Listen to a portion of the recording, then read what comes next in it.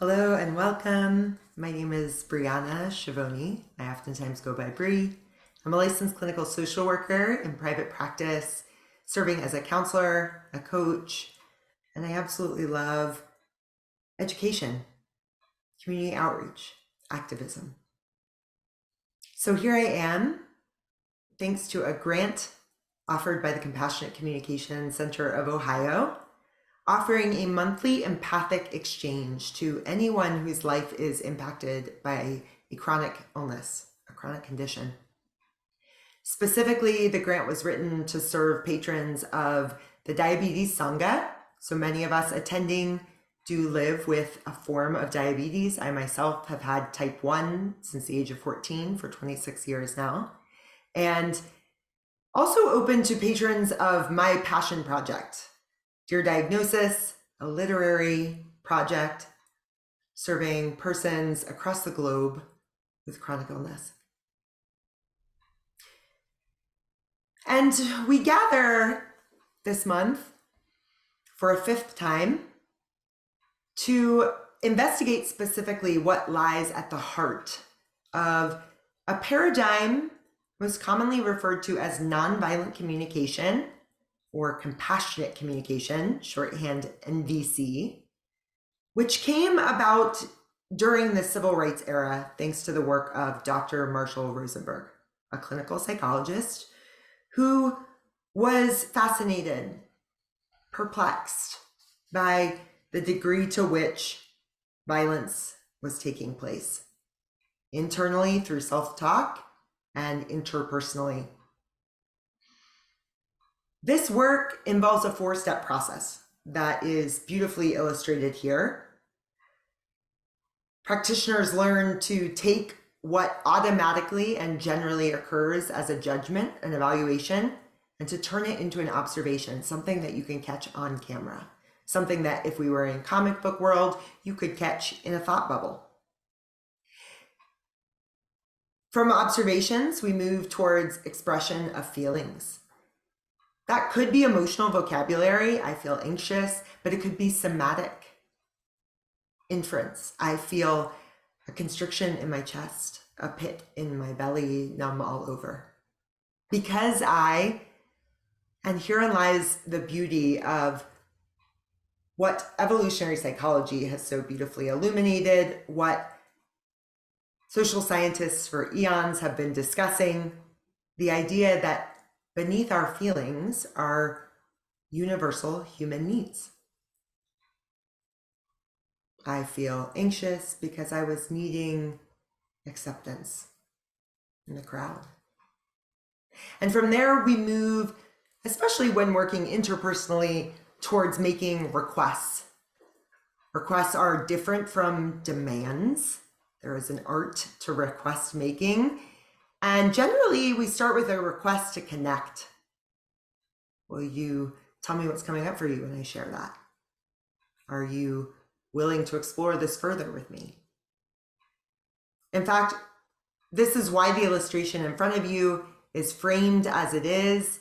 There has to be an intention to connect for this to be nonviolent, for this to be effective. There also has to be repeated intention to return to the present moment, present moment. This isn't a script, although scripts, pre-planning can help you in tough conversations. It's about what is most alive in me now, in this moment. So it's this flow between connecting with myself, empathically listening to another, expressing myself, empathically listening, connecting. Today, though, we're speaking specifically and again about the heart of the practice needs. If you'd like to know more about feelings and how we can get clearer about our feelings, how we can find the language most suitable to express our feelings, please watch our videos, our educational components from meetups 4 and 3.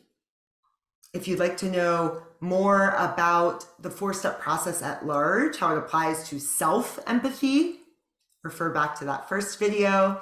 And if you want to know more about how it looks in terms of just empathic exchange. We're not here to necessarily confront anyone. We're here to simply express and receive empathy. You have to know more about what we call empathy blockers, which really are culturally conditioned ways of responding to people when they are in pain. And that is best expressed in our second educational video at the Diabetes Sangha YouTube channel, Empathic-Exchange playlist. But again, today, we're looking at needs, specifically needs, in an effort to build out this vocabulary that helps people to understand needs, both from a point of wanting to express myself and be heard, and from a point of wanting to receive someone's pain in a way that truly is empathic. I've stood in your shoes. I can relate to this feeling, this need. So let's define the thing, need. Needs are the core values that motivate our actions. They're what matters most, the root reason for why we want what we want, feel what we feel, think what we think, and do what we do. We can think of needs as facets of our humanity or as a constellation of interrelated qualities within each of us. We can also acknowledge that these needs are generally universal. They're positive qualities that animate a flourishing human life. It's not a simple basic set of needs. I need food, water, shelter. It is a much more evolved, extensive constellation of interrelated qualities that animate not survival, but the ability to thrive. And while we generally share the same needs, we do feel them with varying degrees of intensity. They show up in many ways like values, much more urgent than another, much more needed than another. And the crucial thing to recognize is that while we might be able to relate in terms of needs, we generally have different strategies to get these needs met, to clear metaphorically the feeling from our ding, ding, ding dashboard. Again, refer back to those other videos if you are not following me. Let's go deeper still. Acknowledging that suffering generally is occurring at the level of our strategies. We want what we want, and it's difficult to settle for less. I want you to pick up after yourself. The more deeply we are able to identify our needs, why we want what we want, the less suffering there tends to be. I want you to pick up after yourself because I'm needing to come home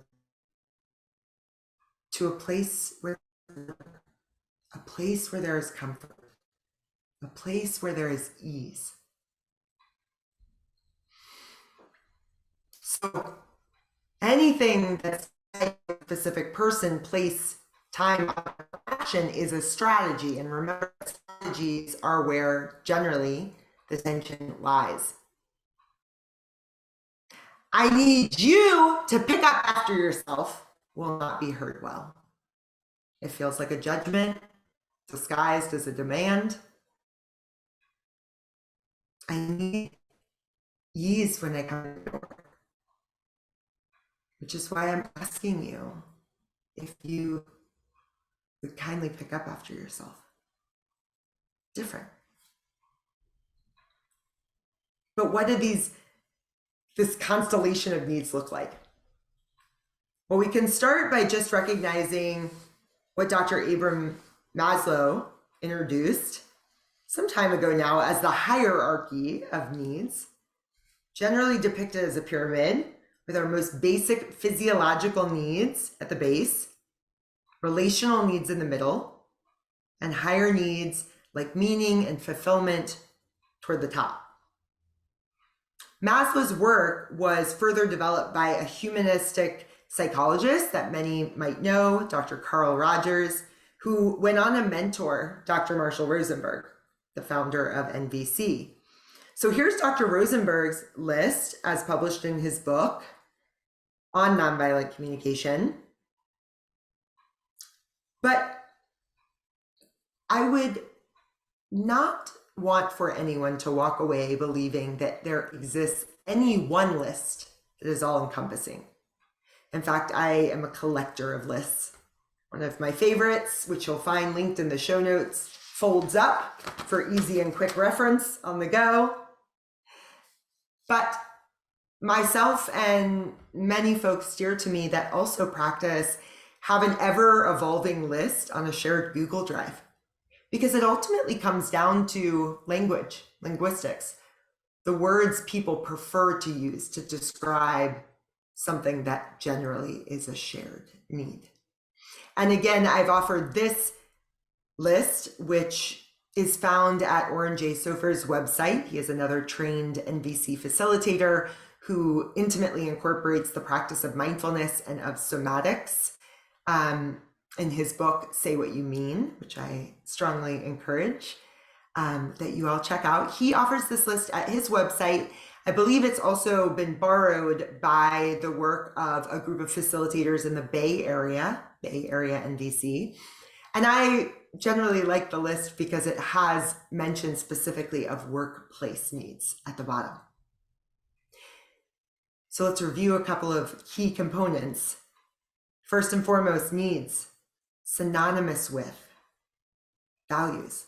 What matters most? What's alive in you in a given moment? What's most important? They're qualities of life that nourish and satisfy us. They're arguably universal, ever evolving.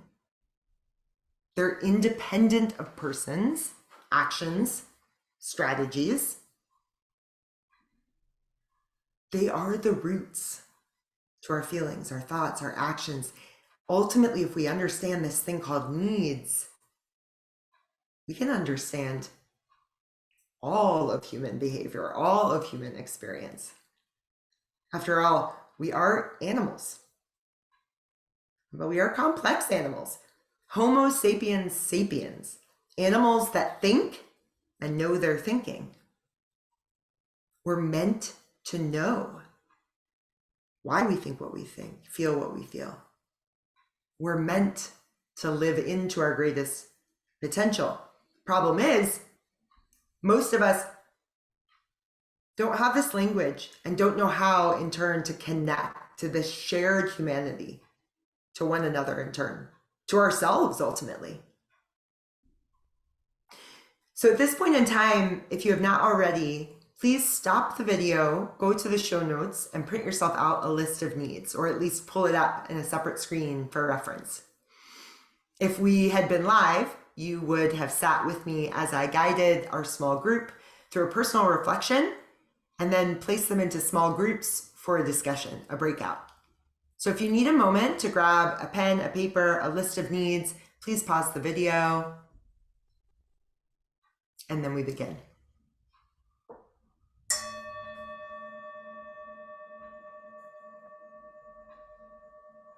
The invitation is to simply sit with that list of human needs in front of you. To allow yourself the time and grace to notice what it's like to familiarize yourself with the idea that everything we do, say, feel, seek out is in service of a need, a word, a construct that appears in front of you. So taking a moment now to simply sit with this list and observe, witness your own feelings, your own responses to the words in front of you as you move from one to the next. I'm inviting you to consider what happens energetically, emotionally, cognitively in the mind when you orient yourself to the list of constructs below.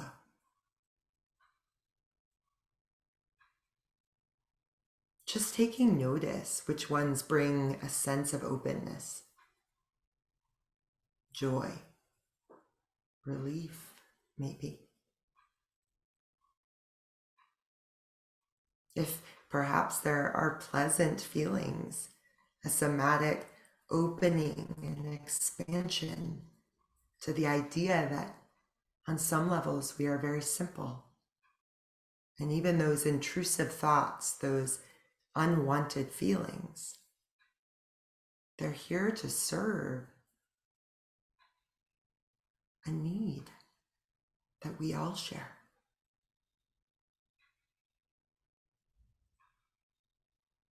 But we're complicated, so allow yourself to notice too if there are any words that evoke discomfort, anxiety, grief, unpleasant feelings, maybe even some form of somatic constriction or contraction as you move through the list. Maybe this idea of needs doesn't set right for you.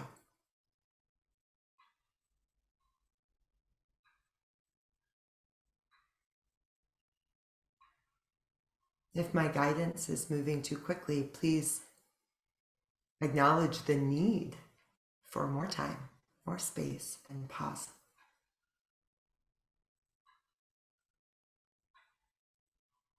Otherwise, consider what on this list might be most important to you in your life right now.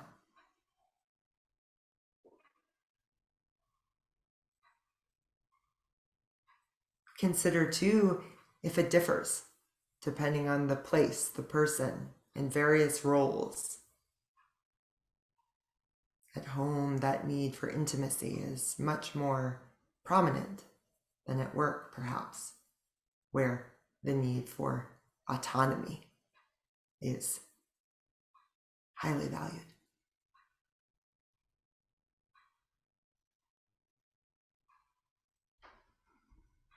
Allow yourself as much time and space as you'd like.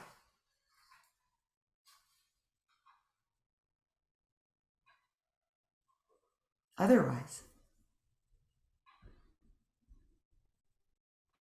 right now, reflection on a few questions. I invite you to stop the video, take a screenshot, write down questions, take a moment to consider. Things like whether or not there is an association to the word, the idea of needs itself. I know for me, I never wanted to be needy. So the idea of talking about my needs felt sticky.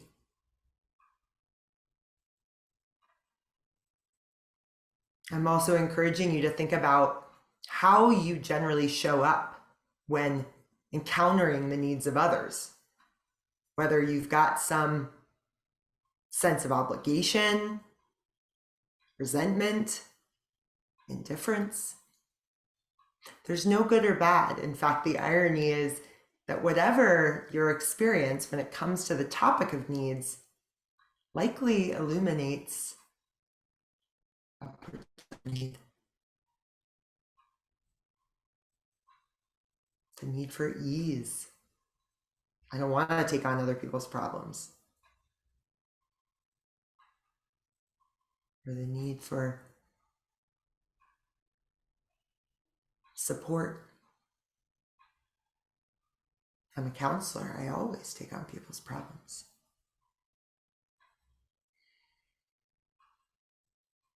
Again, take the time you need with these questions, but I'm also encouraging you to think about how culture, gender, role in society contributes to these belief systems. How it's conditioned you maybe to navigate needs in certain ways. For example, as a woman, you might feel more pressure to care for the needs of others. As a man, You might feel hesitant to acknowledge your own needs. And then I'm also encouraging that you take a moment to get clearer as to whether or not there are particular needs, constructs on the list that you simply feel averse towards because maybe you have a story you've told yourself, the belief ingrained therein.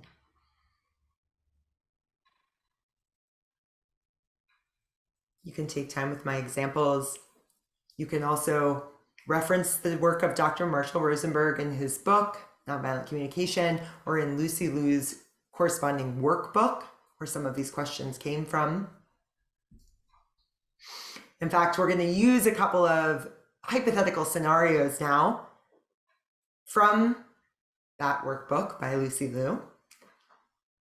And while you're welcome to pause after each prompt so that you can have time to perhaps look at the list and see if you might have agreed with me, I will offer some insight.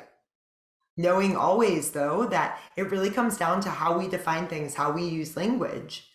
So there is no right or wrong. There is just informed guessing. So consider now, what might be my need if I had the following thought in my head during a meeting? Ugh, she's irresponsible. We all agreed to let someone know if we weren't going to show up. The need for accountability, maybe? The need for mutuality, maybe?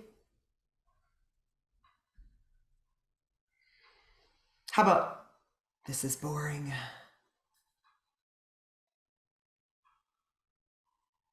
The need for learning, growing, productivity, mattering.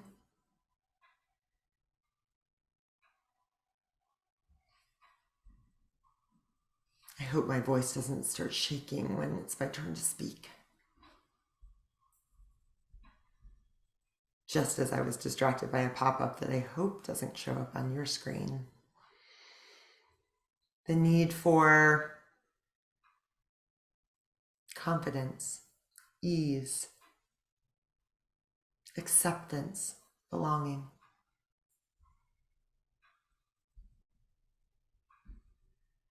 Everyone else here seems to know more of this MVC stuff than I do, is the thought going through this hypothetical person's mind during a meeting. Again, maybe a need for belonging, for acceptance, for learning, competency.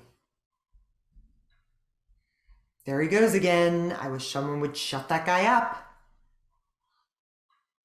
Even thoughts like this that sound maybe exceptionally judgy, edgy, cruel, are needs-based. I imagine this person has a need for time, efficiency, meaning, meaningful engagement, consideration, accountability. Hello, hello. We're supposed to be giving empathy during this empathic exchange thing, right? Let's do it already.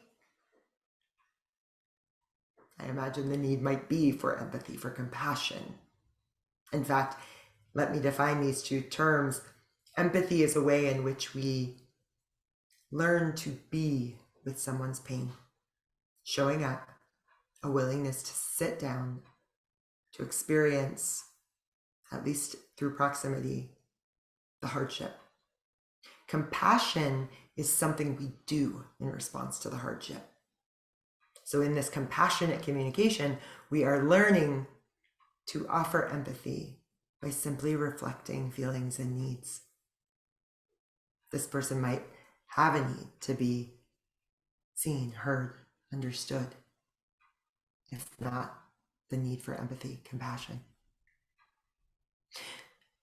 So I invite folks that are interested in cultivating this skill, perhaps ultimately interested in joining us for our empathic exchange, to familiarize yourself with this way of paying attention, seeing life through the lens of needs, as Oren J. Sofer writes.